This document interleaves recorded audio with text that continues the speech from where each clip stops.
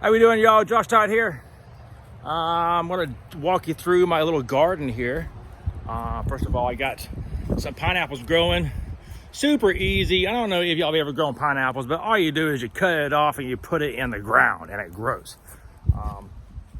These are working on, well, I got some here like 2 years old. It takes time. I heard like, 2.5 years from a fruit to a fruit, which all of these started off as actual pineapples. And yeah, so the taller ones are obviously, about 2 years old, and then about 1.5 years, and then a year, and then a few months over here. Anyway, love pineapples, grow them, so easy, can't mess them up. Got my blueberry bush over here, starting to flower. I see all kinds of buds on it everywhere. I got 2 kinds of cucumbers that are just now popping up. I got, I think it's called runners, and I also have gherkins. My herbs back here, got rosemary, cilantro, rosemary, cilantro, thyme, chive, and mint. Right now, the thyme has a few little sprouts popping up, and the cilantro is doing fantastic. And of course, you gotta have aloe growing. Got some blackberries starting over here. The vine. Just planted some kale in my tub here. Got strawberries going. This is going to be a sweet potato. Got one of those. All of these green sprouts are tomatoes. I'm excited. The whole both trays just popping out awesome. And yeah, so I got to transplant those probably today into something larger. I just transplanted my broccoli into the red silo cups, and these clear ones over here, and then I have my beets growing in the tub over here. So people may ask, why are you growing in tubs and in buckets and in cups and all this kind of stuff? Well, our sand here in South Georgia, our dirt here in South Georgia is pure sand. There's like no nutrients to it whatsoever. Tons of ants, all kinds of bugs. I was just like, don't want to deal with it. So built these 2 planter boxes. Here's one here. And I noticed last year the bottom is it's not the best.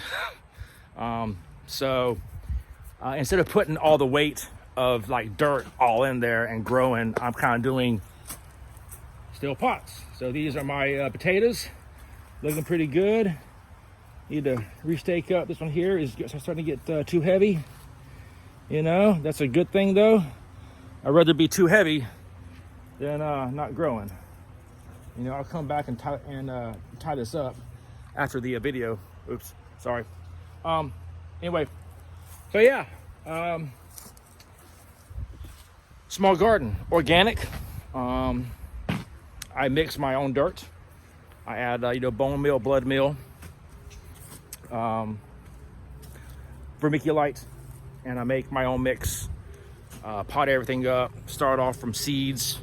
And yeah, this is my little greenhouse.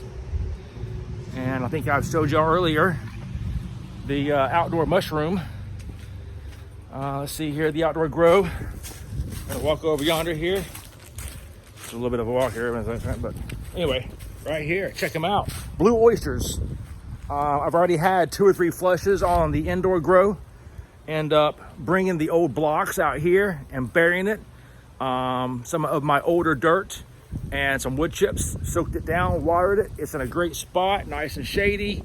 I get not direct sun, but I do get sunlight. And these things are freaking loving it. They're popping up, and they're popping up. This is like my 3rd, 4th, cluster. It just keeps coming. So I keep feeding it and keep watering it, and it's giving me more and more mushrooms. So come on in here a little bit. As you can see, got small pins here popping up. Got some caps over here that are pretty close to getting picking ready. Look at them. Yeah. Anyway, I actually put part of a lion's mane block on the back side of it a couple days ago. I'm curious to see if the lion's mane does the same thing and keep on growing. So yeah, that was the garden, and short little walk over here, and we are going to visit the chickens and the turkeys. They are doing their thing outside, walking around, doing bird stuff.